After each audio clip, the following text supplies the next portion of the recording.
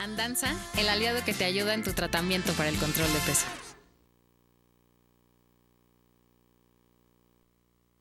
L'aborto non è un male minore. El aborto no es un mal menor, es un crimen.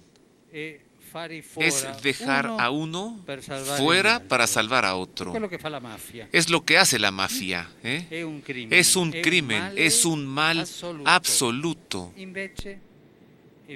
Por lo contrario, evitar el embarazo no es un mal absoluto. Y en ciertos casos, como este, como el que he mencionado del Beato Paulo VI, estaba claro. También yo exhortaría a los médicos a que hagan todo lo posible para encontrar vacunas contra los dos insectos portadores de este mal. En esto hay que trabajar.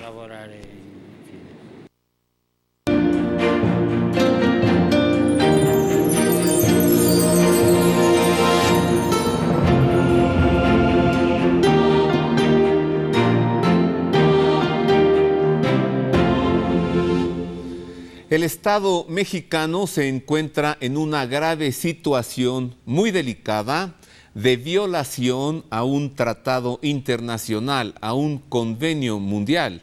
Se trata de la Convención Americana de Derechos Humanos, que data del año 1969.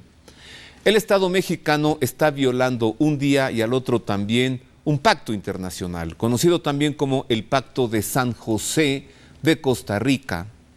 En atención a este asunto, se reunieron la sociedad civil, senadores, diputados y representantes de la religión judía, de las iglesias protestantes y de la Iglesia Católica para denunciar esta lamentable situación. Pues, ¿cómo tiene la capacidad México de exigir que se respeten los derechos humanos de sus migrantes cuando el mismo Estado mexicano está violando un tratado internacional?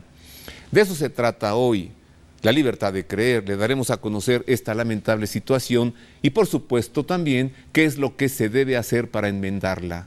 Además, la Constitución de la Ciudad de México, que se encuentra en redacción, no está considerando, no está atendiendo a la Convención Americana de Derechos Humanos. Por lo tanto, si no se establece el compromiso que se firmó en este pacto internacional, entonces la situación del Estado mexicano será más grave todavía en la violación de un tratado internacional. Sea usted bienvenido, es un grande gusto saludarle en La Libertad de Creer. Comenzamos con esta nota que nos introduce al tema. ¿Por qué se está violando un tratado internacional? Por una ley que se aprobó y se implementó en el año 2007 y es la siguiente. La Asamblea Legislativa del Distrito Federal aprobó la reforma del artículo 144 del Código Penal del Distrito Federal a fin de despenalizar el aborto hasta la semana 12 de gestación, el 24 de abril de 2007, por 46 votos a favor, 19 en contra y una abstención. La Suprema Corte de Justicia de la Nación determinó la constitucionalidad de las reformas que despenalizan el aborto en el Distrito Federal el 28 de agosto de 2008. Todos los demás códigos penales estatales penalizan el aborto a menos que el embarazo haya resultado de una violación sexual, y más de la mitad de las constituciones estatales consideran al embrión como un ser humano con derecho a la protección de su vida en gestación. Al cabo de 9 años de haberse despenalizado el aborto en el Distrito Federal, las cifras oficiales afirman que ya son más de 160.170 abortos los que se han practicado de manera gratuita en las llamadas clínicas del aborto en el Distrito Federal. La mayoría de los países latinoamericanos protegen la vida en el seno materno. Más grave todavía que además de que esta ley despenaliza el aborto, lo promueve. Así lo contempla esta ley llamada Ley de Interrupción Legal del Embarazo. Algunos argumentan que el embrión no es un ser humano antes de 12 semanas de gestación. Vamos a ver qué dice la ciencia.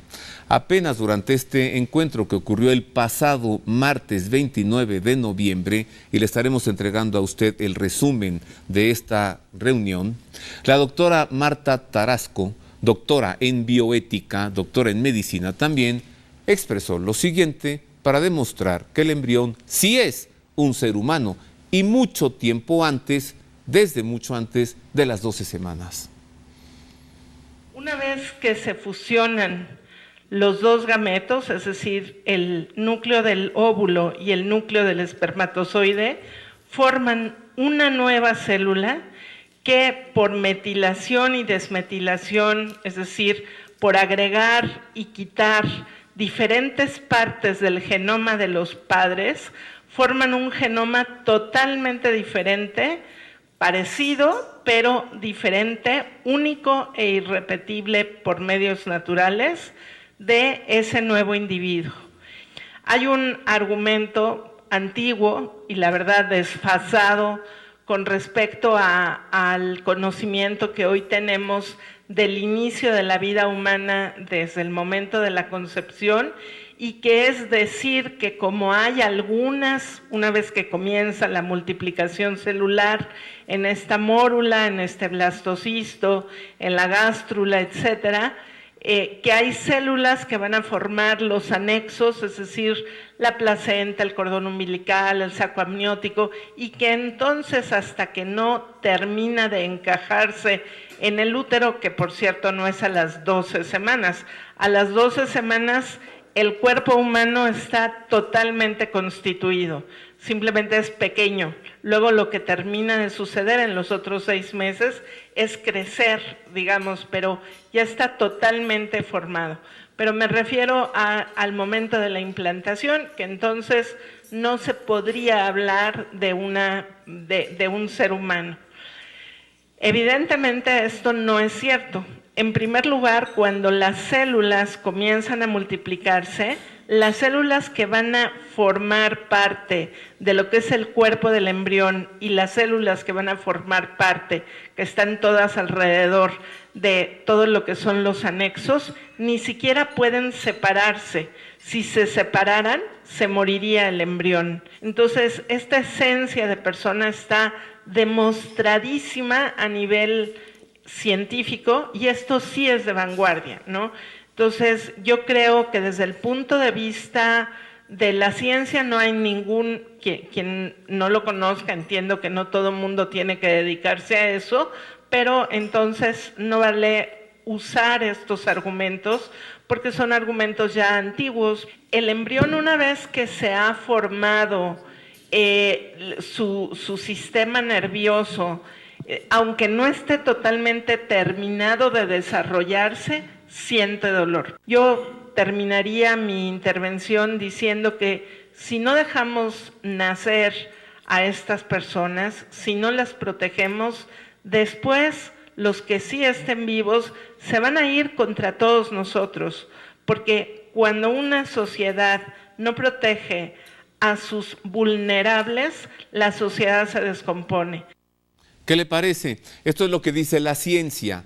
Si llega un gobernante o un político y dice otra cosa, ¿a quién le vamos a creer? ¿A lo que dice la ciencia o a lo que dice este señor, guiado por intereses muy distintos, intereses a veces encubiertos o desconocidos?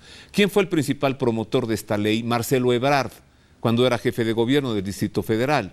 ¿Quién es el actual promotor de esta ley que está colocando al Estado mexicano en una situación violatoria de un tratado internacional? Miguel Ángel Mancera, el actual gobernante de la Ciudad de México.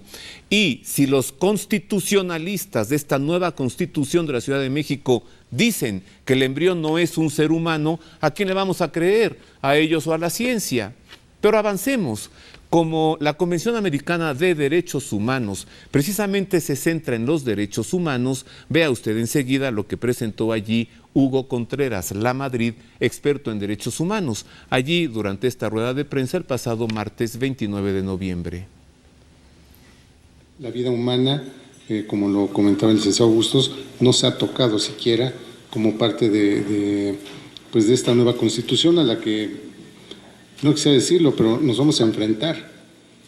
Es algo curioso cuando hablamos de los derechos humanos y en vez de decir que contamos con ellos, los tenemos que enfrentar cuando se da esta dualidad, en todo caso, por lo menos de dos derechos, el de la mujer y el de la persona que en este caso estaría concebida desde el punto de vista civil y de los derechos humanos también, refiriéndome al famoso Pacto de San José, que de alguna manera es lo que en el día de hoy hemos utilizado como más recurrente, hablando de la Corte Interamericana de Derechos Humanos y su filtro que sería la Comisión Interamericana también de Derechos Humanos.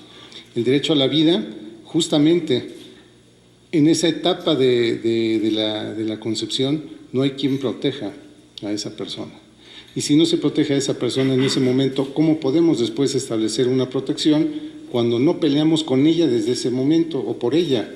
Entonces, desde el punto de vista de los derechos humanos tendremos que hacer varios análisis que de alguna manera están previstos y se han venido dando. Los tratados internacionales son la norma fundamental en la actualidad. Sin embargo, no es eso lo que ha sostenido la Suprema Corte de Justicia de la Nación. Cuando hay un choque que ni siquiera debiera ser choque, sino una interpretación diferente o un sentido un poco distinto entre el Tratado Internacional y la propia Constitución, se le dará privilegio a lo que establezca la Constitución. Aquí el tema del derecho a la vida es algo que se ha dejado de lado. Es algo que si nosotros vemos el punto o escuchamos el punto de vista de una mujer, pues depende de lo que ella decida, pero intervendrían dos derechos más, el del padre en un momento dado, pero también el de la persona a quien no se le toma en cuenta. Y no hablemos ahora que la sanción ya no es un efecto importante para esos temas desde el punto de vista de las sanciones, desde el punto de vista penal, sino más bien habría que prevenir ese tipo de situaciones. Si no queremos ser sancionados, considero que lo más importante sería establecer una situación de responsabilidad de las personas que intervienen en la concepción. Porque es muy sencillo decir, bueno, ya está, eliminémoslo, se puede, no han llegado las 12 semanas. Pero el punto es, ¿qué hiciste para llegar a ese punto? Y si pudiera haber excepciones, tal vez sea caso particular, pero la regla sería el respeto a la vida, es lo más importante, aplicando principios y valores.